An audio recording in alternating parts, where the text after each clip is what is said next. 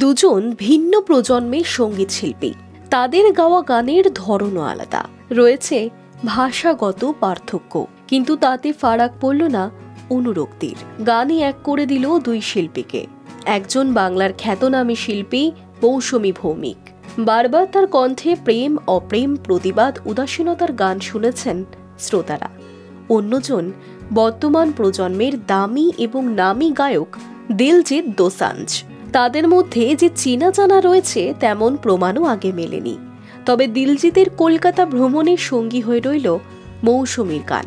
30শে November শনিবার দিলজিতের প্রথমবার কলকাতায় অনুষ্ঠান। দিল্লি, জয়পুর, হায়দ্রাবাদ, আহমেদাবাদ, লখনৌ, পুনে ঘুরে এবার কল্লোলিনীর বুকে দিলজিৎ।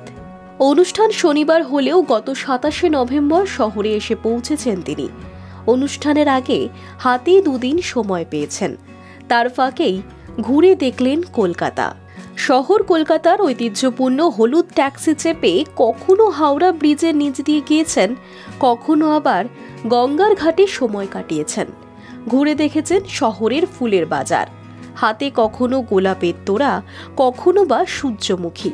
দিলজিতের এহেন কলকাতা ভ্রমণে সঙ্গী হয়ে থাকলো মৌসুমী ভৌমিকের গান আমি শুনেছি সেদিন। পুজোও দিয়েছেন দক্ষিণেশ্বর মন্দিরে। গায়ককে দেখতে ভিড় জমেছিল মন্দির চত্বরে। দিলজিতের এই ভিডিওটিতে তাকে স্বাগত জানিয়েছেন কলকাতাবাসীও। তার শোয়ের টিকিট নিয়ে প্রথম থেকেই যথেষ্ট চাহিদা ছিল। কেউ টিকিট পেয়েছেন, কেউ নিরাশ হয়েছেন। কিন্তু প্রথমবার শহরে তার শোয়ে বাংলায় কিছু গান গাইবেন কি গায়ক, সে প্রশ্ন শহরের অনুরাগীদের অন্তরেই। Hi News network.